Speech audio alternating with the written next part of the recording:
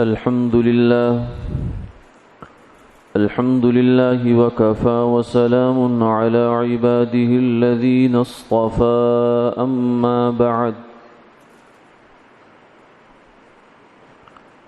فقد قال الله تبارك وتعالى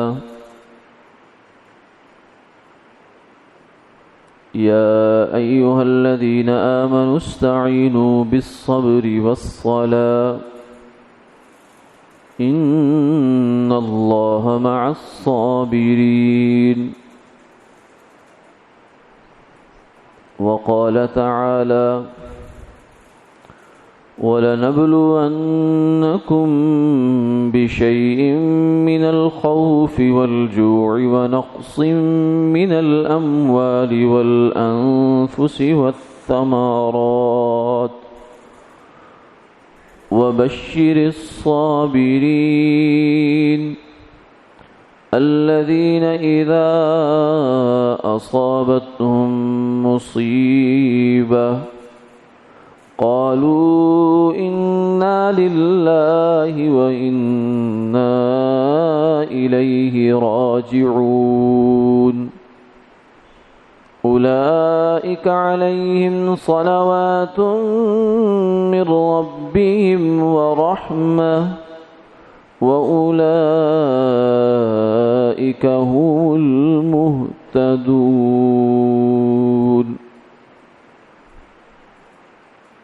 وقال النبي صلى الله عليه وسلم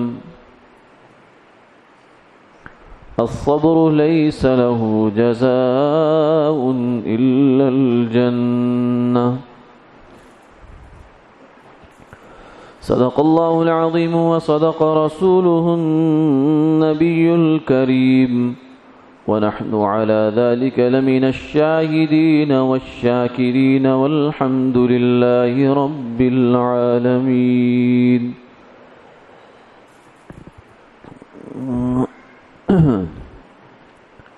اللهم صل على سيدنا محمد وعلى آله.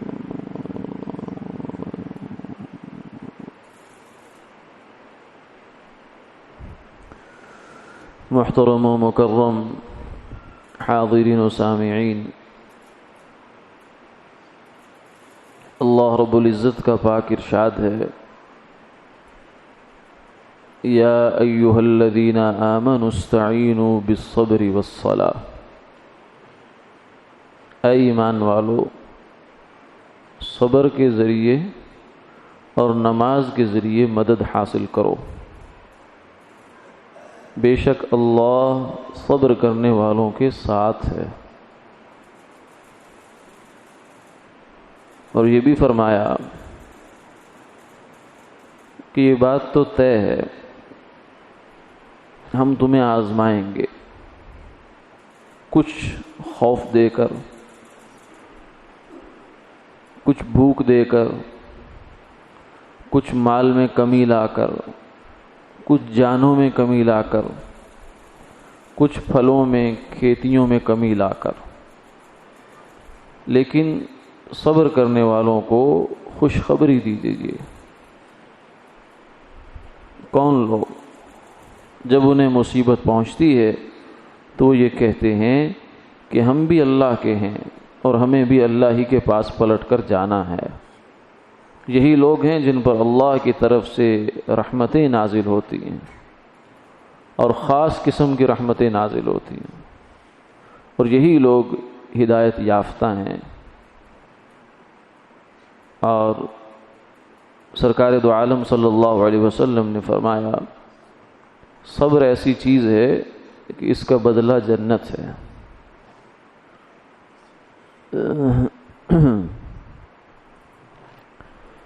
دنیا کی زندگی میں کوئی انسان بھی ایسا نہیں ہے جو یہ کہہ سکتا ہو کہ مجھے آج تک کوئی تنگی تکلیف پریشانی نہیں آئی، چاہے وہ پوری دنیا کا بادشاہ ہو اور چاہے وہ ایک جھونپڑی میں رہنے والا فقیر ہو۔ چاہے وہ ایک عام مسلمان ہو یا وہ سید الاولین والآخرین امام الانبیاء والمرسلین حضرت محمد مصطفیٰ احمد مجتبیٰ صلی اللہ علیہ وسلم ہوں، ہر انسان آزمائش سے گزرتا ہے۔ بلکہ سرکار دو عالم صلی اللہ علیہ وسلم نے فرمایا اشد الناس بلاء الانبیاء، سب سے سخت جو آزمائش آتی ہے انسانوں میں سے وہ انبیاء علیہ الصلوۃ والسلام پر آتی ہے۔ ثم الامثل فالامثل، پھر جو ان کے زیادہ مشابہ ہوتا ہے، ان جیسا بنتا ہے، ان کے راستے پر چلتا ہے، ان کے قدموں پر قدم رکھتا ہے، پھر اس کے ساتھ بھی یہ معاملات ہوتے ہیں۔ تو اس لیے دنیا کے معاملات میں تو یہ ایسا ہی ہے۔ اگر دنیا میں بالکل سہولت کی زندگی گزارنا ممکن ہوتا یا اللہ کا منشا ہو سکتا تو اللہ تعالیٰ اپنے نبیوں پر کبھی بھی تکلیف نہ لاتے، کیونکہ ان سے بڑھ کر کوئی پیارا ان کو ہے نہیں۔ جو اس کے حبیب ہیں، جو اس کے خلیل ہیں، جو اس کے کلیم ہیں، جو اس کے نجی ہیں، جو اس کے صفی ہیں، آدم علیہ الصلوۃ والسلام، موسیٰ علیہ الصلوۃ والسلام، ابراہیم علیہ الصلوۃ والسلام، کتنی آزمائشیں آئی ہیں ان پر۔ پھر حضور نے یہ فرمایا اوذیت فی اللہ ما لم یؤذ احد من النبیین، کہ مجھے اللہ کے راستے میں اتنی تکلیف دی گئی ہے، اتنی تکلیف دی گئی ہے، اتنی تکلیف دی گئی ہے کہ کسی نبی کو اتنی تکلیف نہیں دی گئی۔ حالانکہ ظاہر میں دیکھا جائے تو بعض انبیاء علیہ الصلوۃ والسلام کو امتوں نے شہید کیا ہے۔ وَيَقْتُلُونَ النَّبِيِّينَ بِغَيْرِ حَقٍّ وَقَتْلِهِمُ الْأَنْبِيَاءَ بِغَيْرِ حَقٍّ، نہ وجہ، بغیر کسی وجہ کے، نہ حق، ظلماً انبیاء علیہ الصلوۃ والسلام کو لوگوں نے شہید کیا ہے۔ زکریا علیہ الصلوۃ والسلام کے سر پر آرا رکھ کر چیر دیا گیا ہے، لیکن پھر بھی سرکار دو عالم صلی اللہ علیہ وسلم فرما رہے ہیں کہ مجھے زیادہ اذیت دی گئی ہے۔ اس کی وجہ یہ ہے کہ اذیت کا تعلق اس سے ہوتا ہے کہ اس آدمی کا مرتبہ کیا ہے۔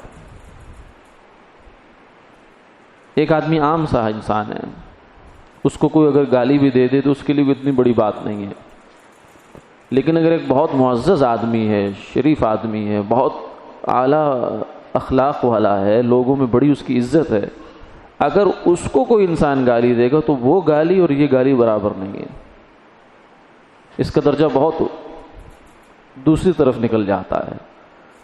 تو آپ صلی اللہ علیہ وسلم کو جو تکلیفیں دی گئی ہیں وہ جسمانی بھی ہیں اور ذہنی اذیتیں بہت زیادہ ہیں۔ ہمیں کیا برا تھا مرنا اگر ایک بار ہوتا۔ انبیاء علیہ الصلوۃ والسلام اور پھر سرکار دو عالم صلی اللہ علیہ وسلم پر جو آزمائشیں آئی ہیں وہ اس قسم کی تھی۔ بیٹیوں کو طلاقیں ہو گئیں، اس لیے صرف دین کے لیے، صرف ایمان کی خاطر، اور کوئی وجہ نہیں ہے، اللہ کی خاطر بس۔ رشتے ناطے توڑ دیے گئے اور لوگوں کو تنگ کیا گیا۔ 3 سال تک تقریباً شیب ابی طالب میں آپ صلی اللہ علیہ وسلم اپنے قبیلے اور قوم اور لوگوں کو لے کر رہے۔ مکہ مکرمہ کے اندر ہی انہوں نے ان کا لاک ڈاؤن کر دیا تھا، اس انداز سے کہ کوئی دانہ اندر نہیں جا سکتا گندم کا۔ اس وقت کی بات لوگ یہ بتاتے ہیں کہ فرماتے تھے کہ ہم لوگ جو چمڑا ہوتا تھا کہیں کوئی سوکھا ہوا تو اس کو بھی آگ پر بھون کر کھا لیا، پیٹ کی بھوک مٹانے کے لیے۔ یہ حالات آئے ہیں۔ ایک دفعہ صحابہ اکرام رضوان اللہ علیہ مجمعین نے عرض کیا، یا رسول اللہ، مکہ کی زندگی کی بات ہے، مدد کب آئے گی اللہ کی؟ اتنی تکلیف، اتنی آزمائش۔ تو اللہ نے فوراً قرآن نازل کیا، ام حسبتم ان تدخلوا الجنہ ولما یأتکم مثل الذین خلوا من قبلکم، کیا تمہارا گمان ہے کہ تم جنت میں چلے جاؤ گے اور ابھی تک تمہیں پچھلے لوگوں کی باتیں نہیں سمجھ میں آئی؟ مستہم الباساء، ان کو تنگی آئی ان پر، والضراء، تکلیف آئی، وزلزلوا، جھنجھوڑ دیے گئے، اتنی تکلیف کہ ان کو جھنجھوڑا گیا، حتی یقول الرسول والذین آمنوا معه متی نصر اللہ، یہاں تک کہ پیغمبر بول اٹھے اور ایمان والے بول اٹھے، متی نصر اللہ، اے اللہ آپ کی مدد کہاں ہے؟ فرمایا الا ان نصر اللہ قریب، میری مدد قریب ہے۔ تو فرمایا کہ تمہارے اوپر تو ابھی وہ حالات نہیں آئے۔ اپنی امت کو حضور نے، صحابہ کو یہ فرمایا جو پچھلے لوگوں کے ساتھ ہوا ہے۔ فرعون کے مظالم تمہارے سامنے ہیں، کتنے اس نے ہزاروں بچے، معصوم بچہ پیدا ہوتا ہے، ماں باپ کیا امیدیں لیتے ہیں اس کے لیے، کیا خواب ہوتے ہیں ان کے ذہنوں میں، معصوم بچہ، فرعونی لشکر کے لوگ آتے، حکومت والے آتے، بچہ لے کر اس کو ذبح کر دیتے۔ اب اس ماں باپ پہ کیا گزرتی ہوگی؟ فرعون کے اور بہت سے واقعات۔ ایک دفعہ اس کی بیٹی کی جو باندی تھی خادمہ، وہ اس کو کنگھی کر رہی تھی، تو اس کے ہاتھ سے کنگھی گری، تو اس نے کنگھی اللہ کا نام لے کر اٹھائی، بسم اللہ پڑھ لی اس نے، تو وہ فوراً چونک اٹھی فرعون کی جو بیٹی تھی کہ یہ کیا کہہ رہی ہے، یہ کیا ہے؟ اس نے کہا میرے اللہ کا نام ہے۔ اس نے کہا اچھا تو بھی جو ہے وہ میرے باپ کو خدا نہیں مانتی تو؟ اس نے کہا تیرا باپ خدا کہاں سے ہے؟ خدا تو وہ ہے جس نے زمین بنائے، آسمان بنائے، تیرا باپ تو ازل سے نہیں تھا، 50 60 70 100 150 200 سال پہلے تک تو نہیں تھا وہ، اس سے پہلے جو خدا تھا، خدا تو وہ ہے رب السماوات والارض، زمین کا مالک، آسمان کا مالک، ازل سے جو ہے ابد تک ہے، تیرا باپ خدا کہاں سے ہو سکتا ہے؟ جب یہ بات فرعون تک پہنچی تو اس نے کہا اچھا اس گھر کو آگ لگ گئی گھر کے چراغ سے، یہ ہمارے گھر میں یہ میری خدائی کو چیلنج کرنے والے لوگ ہیں۔ تو اس نے کہا میں اس کو عبرت ناک سزا دوں گا۔ اب کیا کیا؟ اپنے کارندوں سے کہا کہ جاؤ تیل کا کڑا گرم کرو، کڑائی گرم کی بڑی، اور اس باندی کی 2 بچیاں تھیں معصوم، تو اسے کہنے لگے کہ اپنے دین سے پھر جا، ورنہ یہ سامنے دیکھ رہی ہے تیل کا کڑائی ہے، اس کے اندر تیل ابل رہا ہے، 1 منٹ نہیں لگے گا کہ تیری بچی جو ہے جل بھن کے کوئلہ ہو جائے گی۔ اب دیکھیے یہ وقت دیکھے نا ذرا، انسان اپنے اوپر اس کو سوچ کر تو دیکھے آزمائش کو کہ کتنی بڑی آزمائش ہے۔ لیکن فرمایا کہ ایمان کی صفت یہ ہے کہ جب یہ دل میں داخل ہو جائے پھر دنیا کی کوئی طاقت اسے نکال نہیں سکتی۔ یہی اس کی حقانیت اور صداقت کی علامت ہے۔ لوگ دلیل مانگتے ہیں اللہ پر کہ اللہ ہے، اس پر دلیل دو، اس سے بڑی دلیل کیا ہے کہ ایک عورت ہے، ماں ہے اور معصوم بچی ہے، لیکن وہ اللہ سے اپنا رشتہ توڑنے کے لیے تیار نہیں ہے۔ اس سے یہ معلوم ہوا وَنَحْنُ أَقْرَبُ إِلَيْهِ مِنْ حَبْلِ الْوَرِيدِ کہ ہمارے سارے رشتے بعد میں ہیں۔ ماں باپ اولاد کا رشتہ بعد میں، بہن بھائی کا رشتہ بعد میں، ماموں خالہ کا رشتہ بعد میں، سب رشتے بعد میں، اللہ سے ہمارا رشتہ پہلے ہے۔ سب رشتے چھوڑے جا سکتے ہیں مگر وہ رشتہ نہیں چھوڑا جا سکتا۔ تو جب اس کو کہا کہ اب دیکھو آزمائش کا وقت ہے، ہٹ جاؤ، ایمان سے واپس آ جاؤ، تو اس نے کہا نہیں یہ نہیں ہو سکتا۔ تو انہوں نے، ظالموں نے اسی وقت بچی کو ڈالا اور وہ فوراً جل بھن گئی۔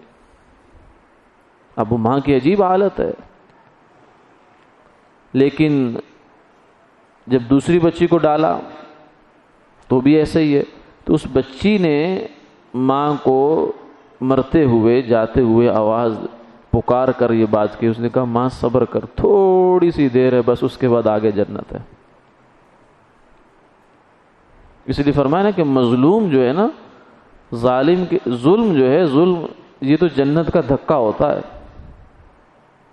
مظلوم کے لیے، خرابی تو ظالم کے لیے آتی ہے، یعنی یہ ایسا دھکا ہے جس سے آدمی اڑ کر جنت میں پہنچ جاتا ہے، اور تباہی تو ظالم کے لیے ہوتی ہے۔ تو یہ آزمائشیں بھی لوگوں پر آئی ہیں، تو اس لیے فرمایا الف لام میم احسب الناس ان یترکوا ان یقولوا آمنا وهم لا یفتنون۔ کیا گمان کیا لوگوں نے کہ کیا ان کو چھوڑ دیا جائے گا جبکہ انہوں نے یہ کہا ہے آمنا، ایمان کا دعویٰ کیا ہے، تو کیا اب آزمایا نہیں جائے گا؟ آزمائیں گے۔ تو اللہ کا شکر ہے ہم جو یہاں لوگ بیٹھے ہیں، ہمارے اوپر دین کی آزمائش کوئی نہیں، جان کی آزمائش ایسی کوئی ہمارے اوپر نہیں ہے، اللہ کا شکر ہے۔ ہاں یہ ضرور ہے کہ اس دنیا میں رہتے ہوئے فرمایا کچھ ہم تمہیں آزمائیں گے، اس قسم کی آزمائشوں کے ہمیں سامنے نہیں کرنے پڑ رہے، شکر ہے اللہ کا، لیکن کچھ تنگی، تکلیف، بیماری، پریشانی، کوئی معاشی حالات میں اونچ نیچ، کوئی رشتوں میں اونچ نیچ، یہ ہوتا رہتا ہے اور یہ ہوتا رہے گا۔ اس لیے فرمایا وَلَنَبْلُوَنَّكُمْ، عربی زبان کے لحاظ سے یہ وہ صیغہ ہے، وہ لفظ ہے جس میں تاکید ہوتی ہے کہ یہ کام تو ہونا ہے۔ جیسے ڈاکٹر سے آپ یہ کہیں کہ آپریٹ تو کرو میرا، لیکن میرا جسم نہ خراب ہو، تو کہے گا یہ تو ہونا ہے، یہ تو ہوگا، لیکن آپ کے لیے فائدے مند ہو جائے گا، فائدہ آپ کو اس میں ہو جائے گا۔ تو اس لیے فرمایا وَلَنَبْلُوَنَّكُمْ، ہم تمہیں آزمائیں گے تو ضرور۔ اس لیے یہ تو ذہن سے نکال دو کہ یہ دنیا جنت ہے، نہ یہ دنیا جنت ہے، نہ یہ دنیا جنت بن سکتی ہے۔ ایک صاحب کسی اللہ والے کے پاس گئے، جا کر کہنے لگے حضرت بڑے حالات خراب ہو رہے ہیں۔ فرمایا کیا ہو رہا ہے؟ حضرت گھر میں یوں ہو رہا ہے، رشتہ داروں میں یوں ہو رہا ہے، کاروبار کے ساتھ یہ ہو رہا ہے، فلاں کے ساتھ یہ ہو رہا ہے، فلاں یہ ہو رہا ہے، فلاں یہ ہو رہا ہے، یعنی جتنے بھی زندگی کے گوشے ہیں، ہر گوشے میں کوئی نہ کوئی پریشانی ہے۔ تو انہوں نے ایک ہی جملہ کہا آگے سے، بھائی یہ دنیا ہے، جنت تھوڑی ہے۔ جنت وہ جگہ ہوگی، جنت جا کے آزارے نہ باشد، جہاں کوئی تکلیف نہیں ہوگی، لیکن یہ دنیا ہے، یہ آزمائش کی جگہ ہے، یہاں آزمایا جائے گا۔ لیکن فرمایا کچھ کریں گے، زیادہ نہیں۔ اللہ کا یہ بھی ضابطہ ہے، لا یکلف اللہ نفسا الا وسعها، ہم کسی بھی جان کو اتنی تکلیف نہیں دیتے جو اس کی وسعت سے زیادہ ہو، طاقت سے زیادہ ہو۔ ہم بندے کو اچھی طرح جانتے ہیں، اور جو تنگی تکلیف ہم اس کو دیتے ہیں وہ اس کے فائدے کے لیے ہوتی ہے، وہ پریشان ہو جاتا ہے۔ جیسے چھوٹا بچہ ہو، اس کے فائدے کے لیے بہت سے ایسے کام کرنے پڑتے ہیں جو اس کو اچھے نہیں لگتے، وہ روتا بھی ہے، منہ بھی بناتا ہے، ضد بھی کرتا ہے، لڑتا بھی ہے، الجھتا بھی ہے ماں باپ سے، لیکن ماں باپ اس کا فائدہ دیکھتے ہیں، اس کی چاہت نہیں دیکھتے۔ تو ایسے ہی ماں باپ کا علم اور بچے کا علم تو پھر بھی کوئی نسبت ہے اس میں، لیکن اللہ کا علم اور بندے کا علم، اس میں کیا نسبت؟ اللہ بہتر جانتے ہیں۔ عسیٰ ان تکرہوا شیئا وہو خیر لکم، اے بندو شاید ایسا ہو سکتا ہے، عین ممکن ہے کہ تم ایک چیز ناپسند کرو لیکن تمہارے لیے اچھی ہو۔ مثلا کاروبار میں نقصان ہو گیا، کوئی پریشانی آ گئی، اب آدمی تو بڑا الجھ جاتا ہے، کیوں؟ اس لیے کہ ہم نے سوچا ہوا تھا کہ یہ چیز میری ایسے بک جائے گی، لیکن وہ نہیں بکی، وہ رک گئی، میری سوچ، میری توقع جو ہے اس کے خلاف کام ہو گیا، تو اب مجھے پریشانی شروع ہو جاتی ہے۔ لیکن میں نہیں جانتا کہ اس کام کے میری سوچ کے موافق ہونے کا آگے نتیجہ کیا نکل سکتا تھا۔ یعنی گاڑی تو خراب ہو گئی ہماری، ہم لیٹ بھی ہو گئے، ولیمے پر نہیں پہنچ پائے یا کسی اور جگہ پر نہیں پہنچ پائے، لیکن یہ ہم نہیں جانتے نا کہ اگر گاڑی ہماری خراب نہ ہوتی، ہم اسی رفتار سے چلتے رہتے، تو آگے جو سڑک پر حادثہ ہونے والا تھا اس میں ہم کہیں نہ آ جاتے۔ اللہ نے ہمیں ایک آزمائش میں ڈالا لیکن بڑی آزمائش سے بچا لیا، چھوٹی تکلیف دے کر بڑی آزمائش سے بچا لیا۔ تو یہ اللہ جانتے ہیں۔ قرآن پاک میں ایک واقعہ ہے حضرت موسیٰ علیہ السلام اور خضر علیہ السلام کا، لمبا واقعہ ہے لیکن مختصر یہ ہے کہ موسیٰ علیہ السلام اور خضر علیہ السلام اکٹھے چلے تو راستے میں ایک کشتی پر سوار ہوئے۔ کشتی والے بڑے اچھے لوگ تھے، بھلے مانس تھے، انہوں نے نیک لوگ دیکھ کر ان سے کرایہ بھی نہیں لیا۔ اب جب کشتی چل پڑی آگے تو خضر علیہ السلام نے کلہاڑا پکڑا یا جو بھی کوئی چیز ہوگی ان کے پاس، تو اس سے انہوں نے اس کشتی کو چھیدنا شروع کر دیا، کچھ نہ کچھ اس کو کاٹنا پیٹنا شروع کر دیا بغیر کسی وجہ کے۔ اب موسیٰ علیہ السلام فوراً بول اٹھے کہ حضرت یہ کیا کر رہے ہیں آپ؟ وہ اچھے بیچارے لوگ ہیں، شریف لوگ ہیں، اتنے اچھے ہیں کہ انہوں نے ہم سے کرایہ بھی نہیں لیا، اجرت بھی نہیں لی سفر کروانے کی، اور آپ نے ان کی کشتی کے ساتھ یہ کر دیا۔ تو فرمایا خاموش۔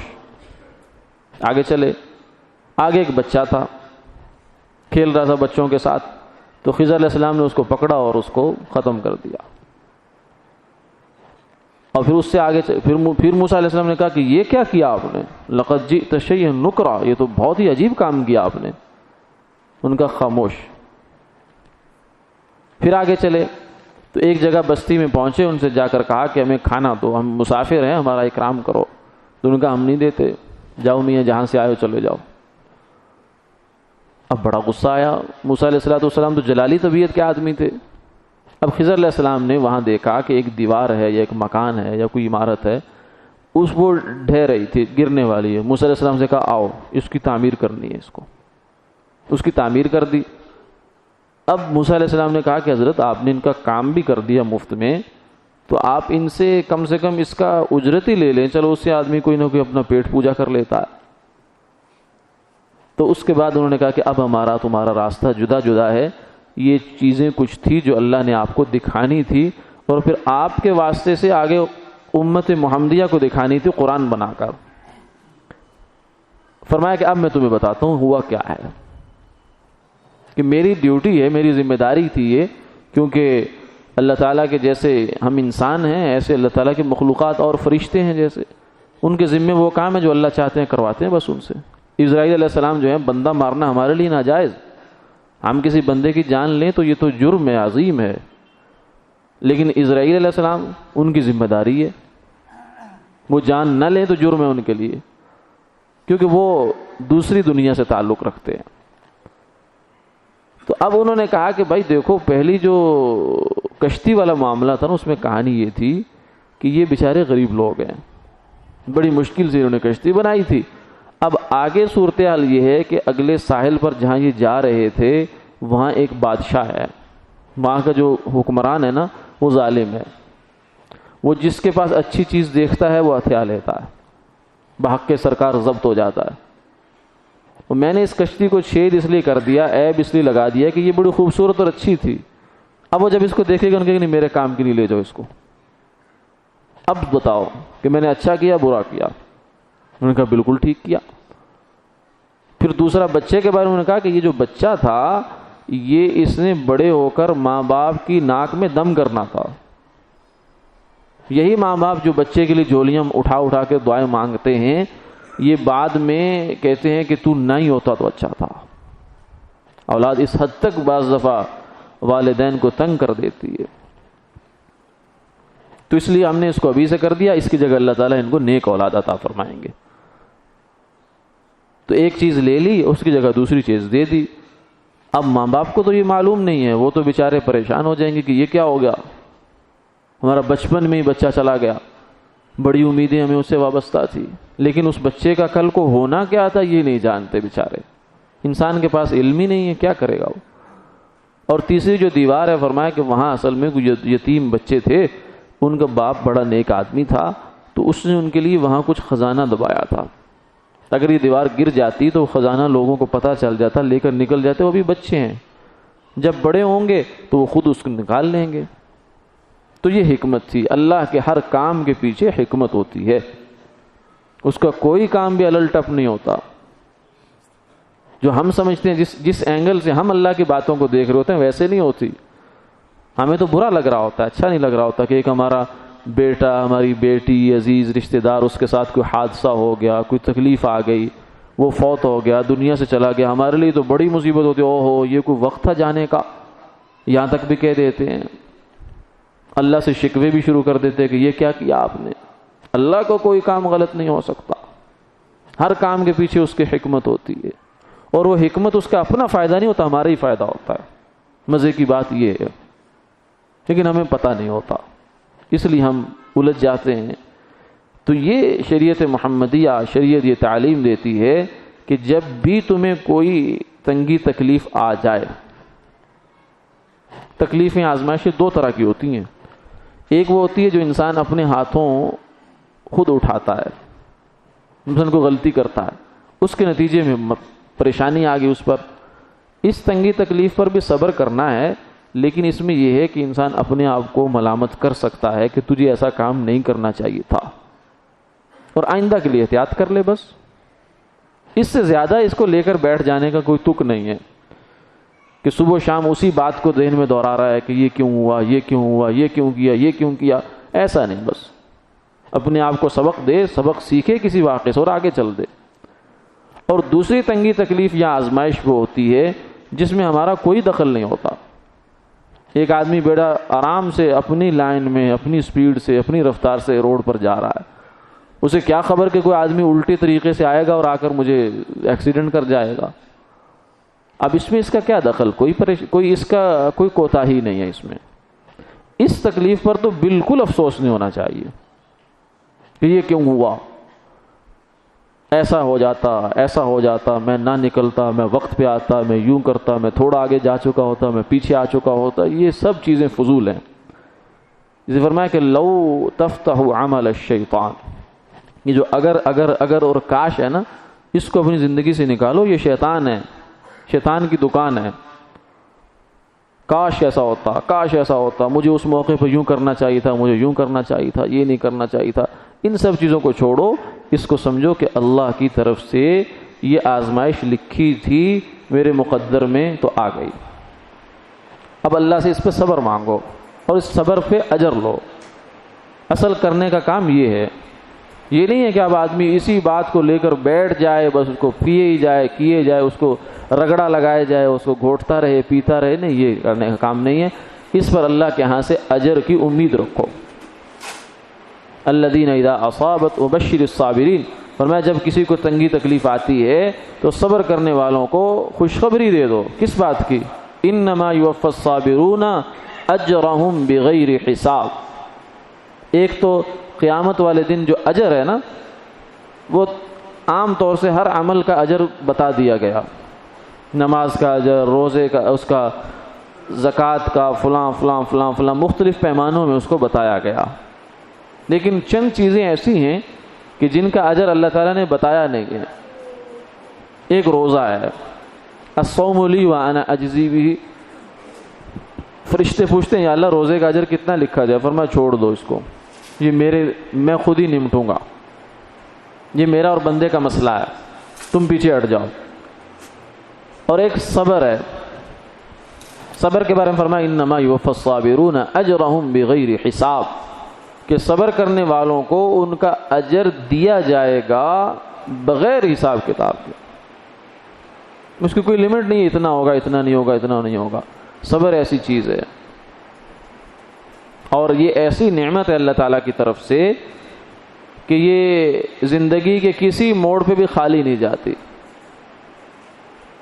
فرمایا کہ کسی آدمی کو، حدیث پاک میں آتا ہے، فرمایا رسول اللہ صلی اللہ علیہ وسلم نے کہ کسی آدمی کو کوئی تکلیف آئی، کوئی آزمائش آئی اس پر، وہ وقت گزر گیا، پھر کسی موقع پر جا کر اس کو دوبارہ یاد آ گئی، تو انسان ہے، طبیعت پر اثر ہو جاتا ہے۔ تو کہتے ہیں کہ پھر اس کا دل پسیج آیا، پریشان ہوگی طبیعت، اب دوبارہ اس نے اس پر صبر کیا تو پھر بھی اللہ تعالیٰ اس کو اجر عطا فرما دیں گے۔ یعنی پرانا کوئی واقعہ ہے، اگر آج وہ یاد آتا ہے، ہم اس پر صبر کرتے ہیں، اللہ تعالیٰ کے بتائے ہوئے طریقے کے مطابق ہم اس پہ عمل کرتے ہیں، تو اس پر بھی اجر ہمارے کھاتے میں لکھ دیا جائے گا۔ تو صبر اور شکر دونوں فرمائے جنت کے راستے ہیں۔ تو یہ دنیا ہے، دنیا کی زندگی میں رہتے ہوئے تھوڑی بہت تنگی، تکلیف، آزمائش آ جاتی ہے، مانگنی نہیں ہے۔ اس سے بھی منع کیا گیا کہ آدمی مانگے کہ اللہ میرا امتحان لے، نہ نہ نہ نہ، ہم اللہ کے امتحان میں نہیں پورے اتر سکتے، ہم کمزور ہیں۔ اور اگر تنگی تکلیف آ جائے، عافیت کی دعا پھر بھی کرنی ہے۔ ایک ہمارے اللہ والے بزرگ تو کہنے لگے، انہوں نے دعا فرمانے لگے کہ یا اللہ بیماری بھی تیری نعمت اور تندرستی بھی تیری نعمت۔ بیماری نعمت اس لیے ہے کہ اس نعمت نے پتہ نہیں آپ کو کتنی بڑی تکلیف سے بچایا۔ اگر بخار آ گیا تو کینسر سے تو چھوٹا ہے، اور اگر کوئی چھوٹی موٹی تکلیف آ گئی تو جان تو نہیں گئی، کوئی زخم آ گیا، کوئی چوٹ آ گئی، لیکن جان تو اللہ نے بچا لی، بندہ تو موجود ہے۔ تو ایک تو نعمت اس لحاظ سے ہوتی ہے کہ چھوٹی تکلیف بڑی تکلیف سے بچنے کا ذریعہ ہوتی ہے، اور دوسرا اس لحاظ سے کہ اس پر اللہ کے ہاں سے اتنا بڑا اجر ملتا ہے۔ تو اس اعتبار سے دیکھیں تو ہر تکلیف بھی ایک نعمت ہے، بیماری بھی ایک نعمت ہے۔ بیماری میں انسان کو مفت کا ثواب ملتا ہے۔ تندرستی میں ایک کام کر رہا تھا آدمی، یا جوانی میں ایک کام کر رہا تھا، بڑھاپا آ گیا، بڑھاپا خود ایک بیماری ہوتی ہے، اب وہ کام نہیں کر پاتا بیچارہ، کہتا ہے بڑا دل چاہتا ہے میرا کہ فلاں نیک کام کروں، فلاں نیک کام کروں، میرا دل چاہتا ہے میں ہر روز جماعت کی نماز میں مسجد میں شریک ہو جاؤں جا کر، لیکن گھر میں بیٹھا ہوں، جا نہیں سکتا، کیا کروں؟ تو اللہ تعالیٰ فرشتوں سے کہتے ہیں کہ میرے بندے کا وہی عمل لکھو جو یہ تندرستی میں کیا کرتا تھا۔ اس لیے ہمارے ایک بزرگ کہنے لگے بڑھاپے میں کہ ہم اب پینشن پہ ہیں، یعنی گورنمنٹ کسی اپنے ملازم کی جوانی کا اور اس کی توانائی کا اگر اتنا خیال کرتی ہے کہ اس کے بڑھاپے میں اس کو بغیر کیے دیتی ہے، تو کیا اللہ تعالیٰ نہیں کریں گے؟ وہ تو کریموں کے کریم ہیں۔ تو اس لیے بیماری اس لحاظ سے نعمت ہے کہ مفت کا اجر ملتا ہے اس میں انسان کو نیت کے اوپر، لیکن فرمایا کہ یا اللہ تندرستی بھی تیری نعمت، لیکن ہم کمزور ہیں، یا اللہ اپنی بیماری والی نعمت کو تندرستی والی نعمت سے تبدیل فرما دے۔ لیکن دعا بھی مانگنی ہے اللہ سے، لیکن بددل نہیں ہونا، مایوس نہیں ہونا، مانگتے ہی رہیں مانگتے ہی رہیں۔ ایک صاحب کہنے لگے کہ میں اتنی دیر سے دعا کر رہا ہوں لیکن کوئی فائدہ نہیں ہو رہا، تو فرمایا کہ بھائی یہ جو دعا ہے یہ خود ایک خزانہ ہے، اللہ نے اپنے در پہ جھکنے کی توفیق عطا فرما دی، آج تنگی تکلیف میں آزمائش میں، یہ بھی اس کی نعمت ہے، اس کی عطا ہے، اس پر شکر ادا کرو۔ ورنہ کتنے ایسے لوگ ہیں کہ آزمائش آتی ہے اور آزمائش ان کو اللہ سے دور کر جاتی ہے۔ جو آزمائش، جو تکلیف انسان کو اللہ کے قریب کر گئی، اللہ کے در پہ جھکا گئی، اللہ سے مانگنے والا بنا گئی، اللہ کے سامنے رونے دھونے والا بنا گئی، وہ آزمائش تو ہماری دنیا آخرت سنوار گئی۔ اور جس آزمائش میں انسان اللہ سے دور ہو گیا وہ اس کے لیے خطرناک ہے۔ تو جو صبر کرتا ہے انا للہ و انا الیہ راجعون پڑھتا ہے کہ یا اللہ اگر کوئی بندہ چلا گیا، میرا عزیز چلا گیا، کچھ بھی ہوا تو کیا تھا، یہ تو تیری عطا تھی۔ اپنے وقت پہ جاتا ہے، ہر جانے والا اپنے وقت پہ جاتا ہے، وقت سے پہلے کوئی نہیں جاتا۔ حتیٰ کہ کوئی اگر قتل بھی ہوتا ہے تو وہ بھی اپنے وقت پہ جاتا ہے، صرف خرابی قاتل کے وہاں آتی ہے کہ وہ اپنے ذمے گناہ لکھوا لیتا۔ تو اس لیے اگر کوئی چلا گیا تو ہم نہیں بھی جانا ہے، ہم نے کون سا یہاں بیٹھے رہنا ہے۔ اولئک علیہم صلوات من ربہم ورحمہ، فرمایا کہ یہی لوگ ہیں جن کے اوپر میری طرف سے خاص رحمتیں نازل ہوتے ہیں۔ صلاۃ کہتے ہیں خاص رحمت کو، اور رحمت عام ہی ہے، یعنی عام رحمت تو سبھی کو ملتی ہے، ورحمتی وسعت کل شیء، لیکن صبر کرنے والوں کو اللہ کی خاص الخاص رحمتیں ملتی ہیں، دنیا میں بھی ملتی ہیں اور آخرت میں تو اتنا کچھ اللہ تعالیٰ عطا فرمائیں گے کہ آدمی یہ خواہش کرے گا کہ کاش دنیا میں میرا ایک سانس بھی عافیت سے نہ گزرا ہوتا، ہر سانس میں میرے اوپر تکلیف ہوتی، لیکن اللہ سے عافیت مانگیں گے دنیا میں انشاءاللہ۔ لیکن یہ ہے کہ جو تنگی تکلیف آئے تو اس میں شکوہ نہ ہو، اللہ کا شکوہ نہ ہو، جزا فضا اس انداز سے نہ ہو، ہاں کمزور ہیں، اللہ سے روئیں گے، دھوئیں گے، اسی کے سامنے اپنے دکھڑے بیان کریں گے، اللہ تعالیٰ ایک وقت طے ہوتا ہے، اس کے بعد اس آزمائش کو گزار دیتے ہیں۔ اللہ تعالیٰ عمل کی توفیق عطا فرمائے، آمین آمین یا رب العالمین۔